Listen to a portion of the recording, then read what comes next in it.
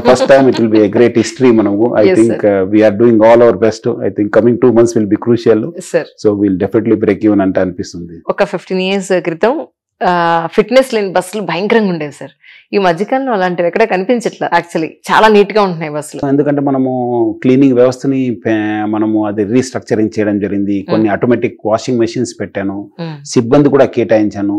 And మన complaints కూడా రావడం వస్తే ఆ కంప్లైంట్స్ కు వచ్చిన తర్వాత సంబంధించిన అధికారి పైన కూడా యాక్షన్ తీసుకోవడం జరుగుతుంది.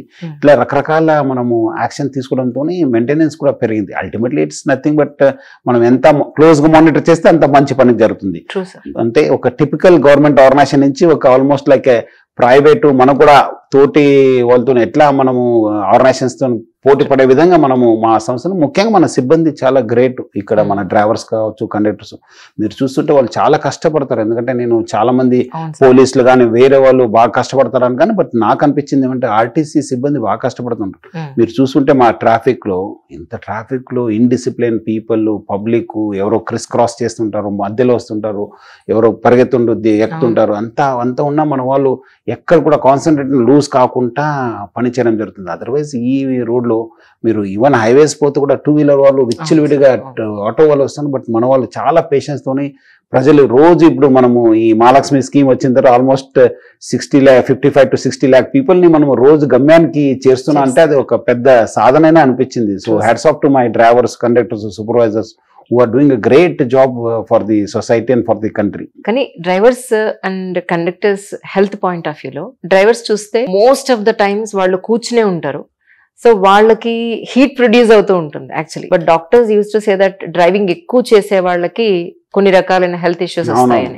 అలాగే కండక్టర్స్ డే మొత్తం మీద వాళ్ళు ఎక్కువ నుంచుంటారు, రోజు 12 కిలోమీటర్ నడుస్తారు వాళ్ళు. Exactly that's what one survey said that they up and down, కింద దిగడము, టికెట్ ఇవ్వడము, అర్థం చేయడము, 12 కిలోమీటర్ నడుస్తారు. Oh my god. దాని తోడుగా మీకు మళ్ళీ ఇంకా కొంచెం సిటీలో అయితే ఓకే, బట్ సిటీలో కూడా బట్ బయట రకరకాల టైంలో పోవడము, రకరకాల అన్నం తినడము.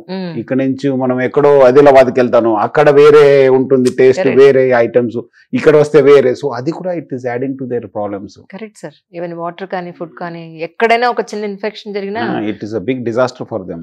మీకు హెల్త్ పాయింట్ ఆఫ్ వ్యూలో కూడా మీరు చాలా మందికి హార్ట్ ప్రాబ్లం ఉంటే ముందే వాళ్ళని గుర్తించి కొన్ని సర్జరీస్ అవి చేయించారని, హెల్త్ ఇన్సూరెన్స్ కూడా మీరు చేయించారని విన్నాను. సో వాటి గురించి ఒకసారి. అంటే ఏమైందంటే మనకు మీరు అన్నట్లు నేను కూడా కొంచెం స్టడీ చేసి కొంతమంది సిబ్బందితో మాట్లాడినప్పుడు మనము వాళ్ళకు చాలా ప్రాబ్లమ్స్ ఉన్నా అని చెప్పి తెలిసింది. ఏ సంస్థ కూడా వాళ్ళు పనిచేసే సిబ్బంది ఎప్పుడు కూడా ఆరోగ్యపరంగా ఉంటేనే వాళ్ళు కాంట్రిబ్యూట్ చేయగలుగుతారు. Health of the organisation is completely depend on the health of the work force. That is the norm.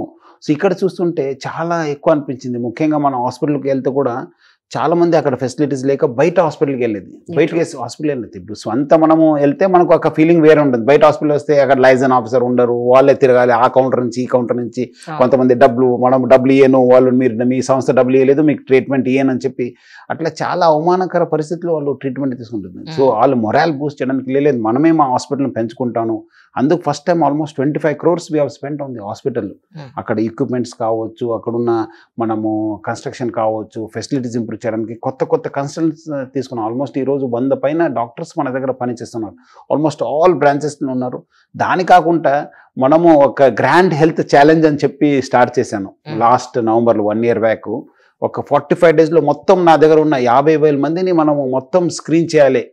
వాళ్ళకు అన్ని 17 టెస్ట్ చేయించాను. ఒక ప్రైవేట్ సంస్థ కాల్ హెల్త్ వాళ్ళతోని మనము ఒప్పందం కుదుర్చుకొని చాలా తక్కువ రేట్లో వాళ్ళకందరూ కూడా వాళ్ళ డిపో స్థాయిలో వెళ్ళి వాళ్ళందరూ కూడా మనము హెల్త్ చెకప్ చేయడం జరిగింది. దాని తోడుగా మనము వాళ్ళందరూ కూడా ఒక డేటా బ్యాంక్ తయారు చేసి వాళ్ళందరూ కూడా ABCD కేటగరైజ్ చేసి, AB ఉన్న వాళ్ళు దే ఆర్ హెల్తీ, B ఉన్న వాళ్ళు కొంచెం బార్డర్ లైన్ ఉంటారు, C and D కొంచెము స్టిల్ వెరీ క్రిటికల్, ప్లస్ కొంచెం D అంటే బాగా ఫోకస్డ్. సో అలాంటి వాళ్ళు ఐడెంటిఫై చేసి దాంట్లో మనకు చాలా మందికి హార్ట్ బ్లాకేజెస్ తెలిసింది, లివర్ సిరోసిస్ తెలిసింది. కొంతమంది ఆల్మోస్ట్ ఒక 400 to 500 పీపుల్ని we could get them operated. Severe issues ఉన్న వాళ్ళకి అందరు కూడా మనము బయట హాస్పిటల్ చూపించుకొని వీ కుడ్ సేవ్ దెమ్. కొంతమంది బైపాస్ చేశాను, కొంతమంది ఓపెన్ హార్ట్ సర్జరీ చేశాను, కొంతమంది చాలా రకరకాల ఆపరేషన్ చేయడం జరిగింది. సో అట్లా కాకుండా హూ ఆర్ క్రిటికల్ C కేటగిరీలో ఉన్న వాళ్ళు కూడా almost 5,000 to 7,000 people they were alerted. లేదు you are on the critical, if you don't come to this B or A side you will fall into D side అని చెప్పి వాళ్ళు కూడా alert చేశారు. So much of families were shocked. ఎందుకంటే వాళ్ళకు మా ఆయన ఇట్లా ఇంత రోగం ఇంత జబ్బు ఉందా అని తెలియదు మనము, ఎందుకంటే రకరకాల కారణము, బికాజ్ పరిగెత్తనే ఉండాలి మనకు కూడా, because of various reasons we get delayed, traffic కూడా రావడం పోవడం కూడా వాళ్ళు దే నెవర్ కాన్సన్ట్రేటెడ్.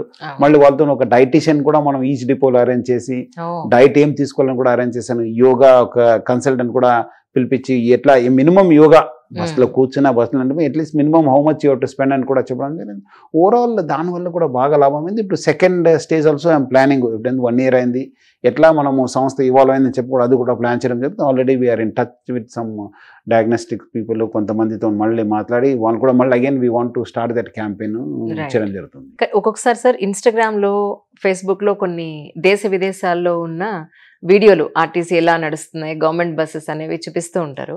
డ్రైవర్ మాత్రమే ఉంటాడు, కండక్టర్ అసలు ఉండనే ఉన్నారు అక్కడ, ఎవరి టికెట్ వాళ్ళు తీసుకుని పంచ్ కొట్టి వెళ్ళిపోతూ ఉంటారు.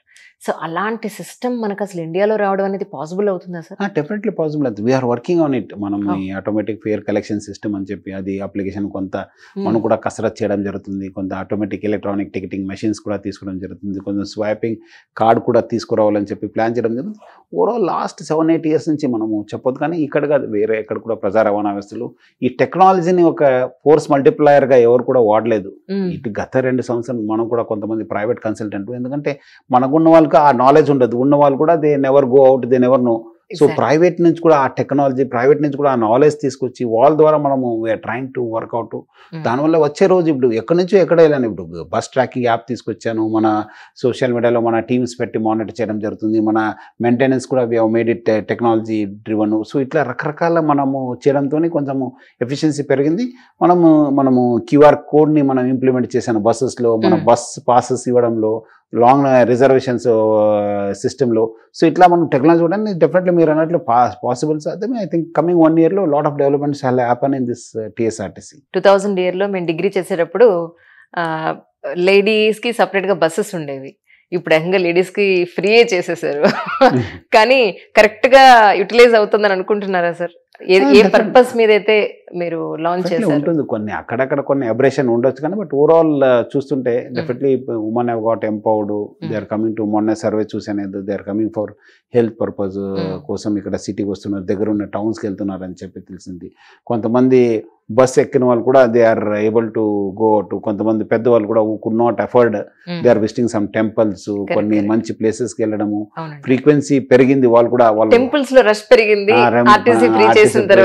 ఆలయానికి బాగా పెరిగింది. Almost Vemulawada has become double, మన భద్రాచలం హెస్ బికమ్ డబుల్, మనం హనంకొండ అదంతా ఆల్మోస్ట్ చాలా చోట్ల కూడా ఇట్ హాస్ ఇంక్రీజ్డ్. డెఫినెట్లీ అది కూడా I think it's a good thing. So people are able to fan out.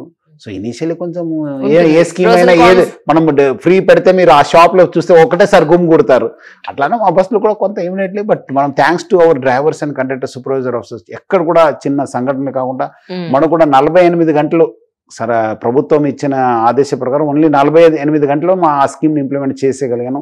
6-7 daysలోనే మనం ఎలక్ట్రానిక్ టికెటింగ్ మెషిన్ జీరో టికెట్ని మనం ఇష్యూ చేయగలిగాను. వేరే రాష్ట్రంలో ఇది కూడా స్కీమ్ ఉంటే దే టుక్ మంత్స్, బట్ మనము ఎటువంటి ఇబ్బంది లేకుండా మా సిబ్బంది కూడా చేశారు. They have done a great job. So అక్కడక్కడ కొంచెం మన వల్ల కాలేదు, కానీ ఈ మహిళల వల్ల, ఆడపిల్లల వల్ల కొన్ని అక్కడక్కడ సంఘటనలు జరిగినా అది కొంచెం సహజమే. ఎందుకంటే అది ఇప్పుడు కాదు, మనం 25 years మీరు అన్నట్లు 20 years బ్యాక్ చూస్తుంటే మనకు ఆ బస్సులో మనం కూడా ఖర్చీఫ్ వేసేది, కిటికీ నుంచి ఎక్కేది, డ్రైవర్ సీట్ నుంచి ఎక్కేది, సో నడిచేది. మళ్ళీ ఆ కాలం ఇప్పుడు మళ్ళీ వచ్చింది. డెఫినెట్లీ కొన్ని రోజు అయిన తర్వాత మనము దాని తోడుగా మనం కొంత బస్సెస్ కూడా షార్టేజ్ ఉండడంతో అట్లా జరిగింది. ఇప్పుడు మనకు కూడా కొత్త బస్సెస్ రావడము, డెఫినెట్లీ ఆ పరిస్థితి రాదు, ఆ రష్ కూడా ఆటోమేటిక్లీ తగ్గిపోతుంది.